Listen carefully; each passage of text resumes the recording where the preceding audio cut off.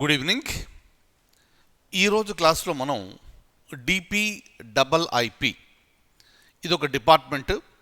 ఆ డిపార్ట్మెంట్ చేసే పనులేంటి, అలాగే ఆ డిపార్ట్మెంట్ ఏ మంత్రిత్వ శాఖ ఆధ్వర్యంలో పనిచేస్తుంది అని మనం చూద్దాం. అలాగే దాంతోపాటుగా ఇంకొకటి ఫైవ్ ఐస్ అని ఒక సంస్థ ఉంది. ఇది అంతర్జాతీయ సంస్థ. దీంట్లో ఐదు సభ్య దేశాలు ఉన్నాయి. ఈ 5 సభ్య దేశాలు ఏమిటి, వాటి గురించి మనం తెలుసుకుందాం. చూడండి, అసలు ఈ 5 ఐస్ అనేది కొన్ని సంవత్సరాల క్రితం ఏర్పడ్డ ఒక ఆర్గనైజేషన్. దీంట్లో ఉన్న సభ్య దేశాలు ఏమిటి అంటే అమెరికా, కెనడా, యూకే, ఆస్ట్రేలియా, అలాగే న్యూజిలాండ్. మొత్తం 5 ఉన్నాయి. America, Canada, UK, Australia and New Zealand. ఇది న్యూస్లో ఎందుకు ఉంది, దీని గురించి ఎందుకు మాట్లాడుతున్నాం అనేది ఇప్పుడు చెప్తాను నేను మీకు.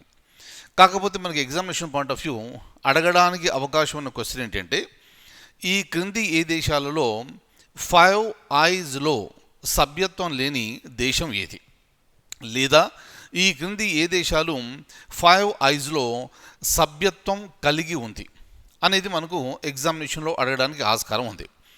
చూడండి, ప్రస్తుతం మనం ఎందుకు మాట్లాడుతున్నాం దీని గురించి అంటే, America, UK, Canada, Australia, New Zealand ఈ 5 దేశాలు భారతదేశం కూడా దీంట్లో సభ్యత్వం కలిగి ఉంటే బాగుంటుంది అని, అలాగే భారతదేశంతో పాటు జపాన్ కూడా సభ్యత్వం కలిగి ఉంటే బాగుంటుంది అని చర్చలు జరుపుతున్నారు.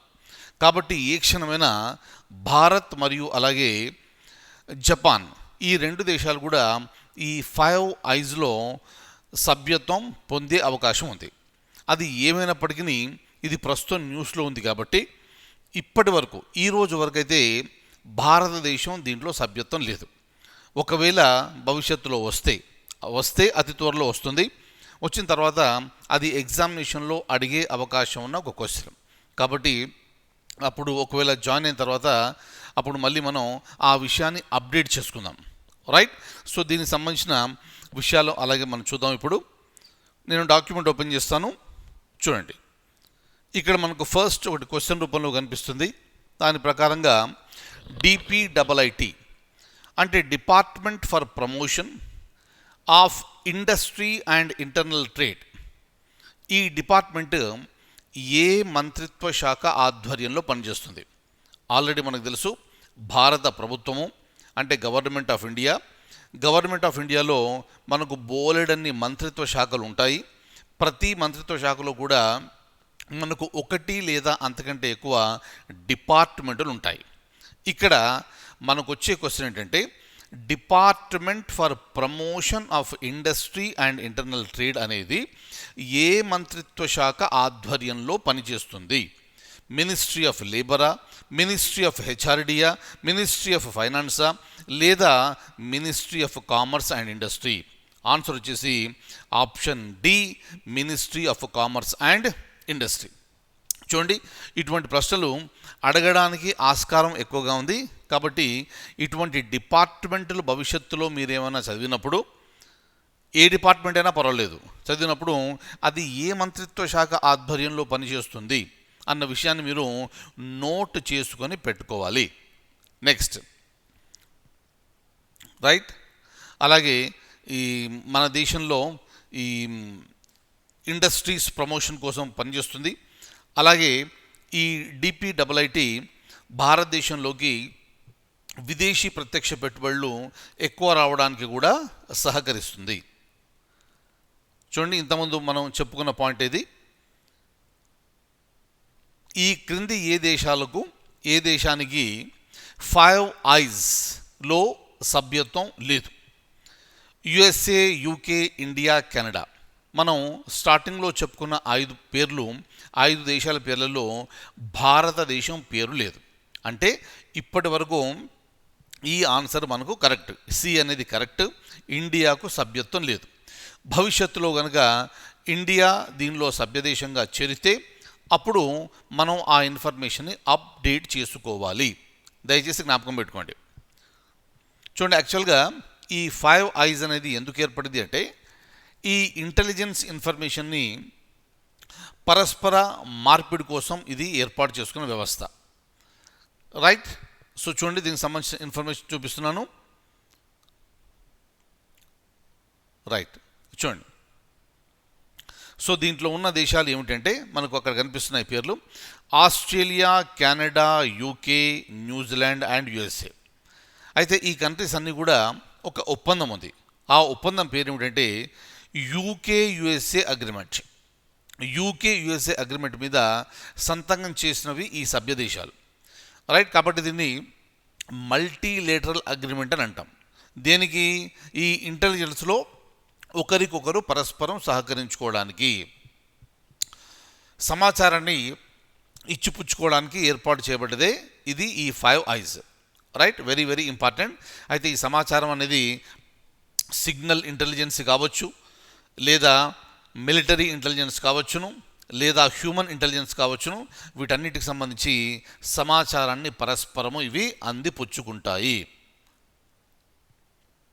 అయితే ఇది ఎందుకు న్యూస్లో ఉంది అన్న విషయం కూడా నేను చెప్పాను. ఎప్పుడైనా ఏ క్షణమైనా భారతదేశం దీంట్లో సభ్యదేశంగా చేరవచ్చును. భారతదేశంతో పాటుగా జపాన్ కూడా దీనిలో చేరే అవకాశాలు పుష్కలంగా ఉన్నాయి. నెక్స్ట్ చూడండి, ప్రతి సంవత్సరం ప్రపంచ ఎయిడ్స్ దినోత్సవం,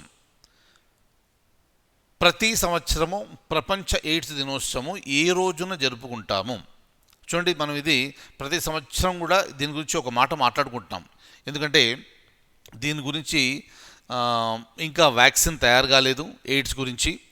కాబట్టి ప్రపంచంలో ఉన్న జబ్బుల్లో ఇది కూడా ఒకటి తీవ్రతరమైనది. దీనికి ప్రస్తుతానికి ప్రివెన్షన్ అంటే నివారణ ఒకటే మార్గం. దీనికి ఇప్పుడు చికిత్స అంటూ ఏమీ లేదు, నివారణ ఒకటే మార్గం. అయితే దీనికి సంబంధించి అవేర్నెస్ అంతా ప్రజలందరికీ తెలియజేయడానికి ఈ ప్రత్యేక దినాన్ని డిసెంబర్ 1ని ప్రపంచ ఎయిడ్స్ దినోత్సవంగా జరుపుకోవడం ఉంటుంది. రైట్. చూడండి, ఇక్కడ చూడండి, ఇంకొక ఇంపార్టెంట్ పాయింట్ ఏంటంటే డిసెంబర్ 1న మనము ప్రపంచ ఎయిడ్స్ దినోత్సవం జరుపుకుంటాం ప్రపంచం అంతా కూడా. ఇది ఎప్పుడు మొదలైంది అంటే 1988వ సంవత్సరం నుంచి మొదలైంది. Very very very important. దీని మెయిన్ మోటో ఏమిటి అంటే టు క్రియేట్ అవేర్నెస్. సో ప్రజల్లో అవగాహన కల్పించాలి. అంటే ఈ హెచ్ఐవి, ఈ ఎయిడ్స్ అనేది ఎలా స్ప్రెడ్ అవుతుంది, దానికి సంబంధించిన జాగ్రత్తలు ఎలా తీసుకోవాలి అన్న విషయం మీద అవగాహన కల్పించడానికి డిసెంబర్ 1వ తేదీన ప్రపంచం అంతా కూడా ప్రపంచ ఎయిడ్స్ దినోత్సవం జరుపుకోవడం జరుగుతుంది. చూడండి, ప్రతి సంవత్సరం కూడా ఒక థీమ్ అనేది ఉంటుంది. ప్రతి డేకి ఒక థీమ్ ఉంటుంది. అలాగే వరల్డ్ ఎయిడ్స్ డే 2020 అంటే ఈ సంవత్సరానికి వరల్డ్ ఎయిడ్స్ డే 2020 థీమ్ ఏది అంటే మీకు స్క్రీన్ మీద చక్కగా కనిపిస్తుంది. ఆ థీమ్ ఏంటంటే ending the HIV AIDS epidemic. Right, resilience and impact. జ్ఞాపకం పెట్టుకోండి, ఎగ్జామినేషన్లో అడగొచ్చు. వరల్డ్ ఎయిడ్స్ డే 2020కి థీమ్ ఏమిటి? ఆన్సర్ వచ్చేసి ending the HIV AIDS epidemic, resilience and impact. Right. Next, అలాగే ఇంకొక ముఖ్యమైన క్వశ్చన్, ఈ క్రింది ఏ రాష్ట్రాల్లో హార్న్ బిల్ ఉత్సవాలని జరుపుకుంటారు? హార్న్ బిల్ ఉత్సవాలను జరుపుకుంటారు. మీకు జ్ఞాపకం ఉండే ఉంటుంది, ఇది ఒకసారి మనం గతంలో కూడా దీని గురించి చర్చించుకున్నాము. ఇది మనకు ఈశాన్య రాష్ట్రాల్లో మనకు కనిపిస్తుంది. అక్కడ మనకున్న ఏబిసిడీలన్నీ కూడా ఈశాన్య రాష్ట్రాలకు సంబంధించినవే. మణిపూర్, మిజోరాం, నాగాల్యాండ్, అస్సాం. దీంట్లో కరెక్ట్ ఆన్సర్ వచ్చేసి ఆప్షన్ సి, నాగాల్యాండ్. చూడండి, జ్ఞాపకం పెట్టుకోండి, దీన్ని ఫెస్టివల్ ఆఫ్ ఫెస్టివల్స్ అంటారు. అంత ఘనంగా ఈ ఉత్సవాన్ని నాగాల్యాండ్ ప్రజలు జరుపుకుంటారు. కాబట్టి ఇది కూడా ఎగ్జామినేషన్లో అడగడానికి ఆస్కారం ఉన్న ప్రశ్న. దయచేసి దీన్ని జ్ఞాపకం పెట్టుకోండి.